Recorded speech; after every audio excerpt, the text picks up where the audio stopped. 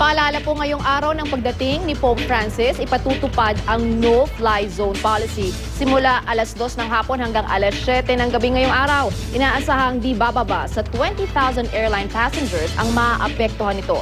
Magkakaroon din ng no-fly zone policy bukas at sa January 19. Mula sa domestic road sa Pasay, may news to go si Sherry Ann Torres. She? Yes, Lala, 167 na international at domestic flights nga mula dito sa 4 na paliparan sa Kalakhang, Maynila ang naapektuhan ng 2 p.m. to 7 p.m. na no-fly zone policy. Kaugnay na rin sa pagdating dito sa bansa ngayong araw ni Pope Francis. Sa datos na nakuha natin mula sa Manila International Airport Authority, nakalista ang 29 na international arrivals at 32 na departure o paalis, habang sa domestic flights naman, 57 ang arrival at 49 na departure na naapektuhan. Ang kabuuang bilang na inaasahang pasahero rito, 23,105. Kaugnay pa rin dito, may 16 ng international arrival at 70 na departure ang kinansela na. Samantala, may kabuuang 53 na scheduled flight ang binago na rin ngayong araw. Sa domestic flight, 150 na biyahe ang kanselado ngayong araw, habang 41 naman ang nirebisa na ang nakatakdasa ng biyahe. Kabilang sa mga airline na nagkansela ng ilan sa kanilang biyahe ngayong araw, ang Cebu Pacific, Philippine Airlines, Air Asia at KLM. Nag-revise naman na ilan sa kanilang biyahe ngayong araw ang PAL, 5J, Malaysia Airlines, Saudi Airlines, Japan Airlines, Qatar Airways, China Airlines, China Southern, Etihad, ANA at Cathay Pacific. Sa ngayon, nananatiling normal pa ang sitwasyon sa NAIA Terminal 1. Ibig sabihin, tuloy lang ang operasyon dito. Samantala, gaya ng dati, marami pa rin mga pasahero ang naghahatid sa kanila at gayon din sa mga naghihintay sa labas ng NAIA Terminal 1. Lala, kanina may nakita tayo na isa sa mga naghahatid sa NAIA Terminal 1 at narito yung kanyang naging pahayag. Our Pope and our hope. Yan si Pope Francis, ha? Sana nga yung safety ang importante kay Pope dito sa Pilipinas. Magkaisa tayo. Lala, yung nakausap natin na yan na si Lorna Walter, talagang pinagmamalaki niya na naka-Pope Francis t-shirt pa siya. Dito na lang daw niya papakita yung kanyang suporta at pag-welcome sa Santo Papa dahil nga hindi raw siya makakapunta sa alinman sa mga activities dito. Samantala, sumilip din tayo kanina sa NAIA Terminal 2 at gaya doon sa Terminal 1, normal pa rin ang sitwasyon doon. Ang medyo kaibahan lamang doon, kanina naabutan natin na nagpupulong na yung mga pulis na nakadeploy din sa naturang paliparan para na rin magbigay ng seguridad doon. Lala?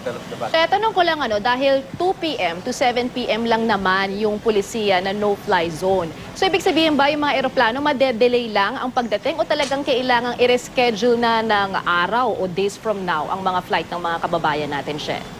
Lala, doon sa nakita natin, yung binigay sa atin na parang update ng MIAA, meron doon kasi mga totally nag-cancel na talaga ng kanilang scheduled flight.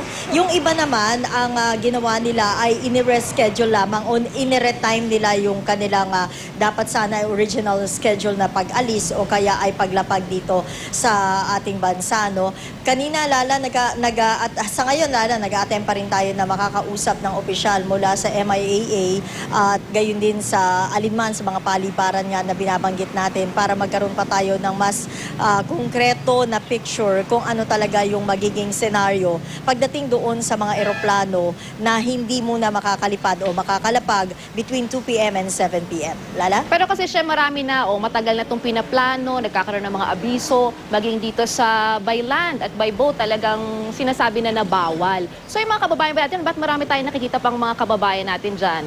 Hindi ba nila alam na hindi po na pwedeng lumipad ang mga eroplano sa mga oras na 2 to 7 p.m.? Lala, yung nakausap natin kanina, yung mga nakunan natin na mga pasahero, gayon din yung mga naghahatid. Ito yung, I understand, sila yung mga pang-umaga pa yung flight. Merong mga umaalis ng 10, 11 a.m. Sila yung mga nakita natin kanina. I understand, ang sabi rin sa atin doon sa Media Affairs Office ng MIAA na yung mga pasahero ay naabisuhan naman na sa pamamagitan ng website flight ng kanilang mga kinontrata na mga airline company. Gayun din, makikita rin naman daw kasi yung advisory doon sa pinaka-website din ng MIAA. Kaya ang payo nga nila, tumingin din muna doon sa mga naturang website, makipag-ugnayan din sa kanilang mga kinontak na mga airline company para mas magabayan pa sila. Yung mga yan, yung mga lala, yung mga nakikita natin na ngayon yan, ito yung mga pang-umaga yung flight. Ang magiging kaibahan lamang, titignan natin mamaya. Pagdating kasi ng alas 2:01, talagang bawal na talagang lumipad. Walang makakalipad, walang makalalapag. Kaya titignan natin yung senaryo kung meron pang magtatangka mga pasahero na talagang aagahan lamang ang punta at maghihintay ng kanilang flight after nung 7 p.m. naman na no zone policy. No flight zone policy, Lala. Maraming salamat sa iyo, Sherry Ann Torres.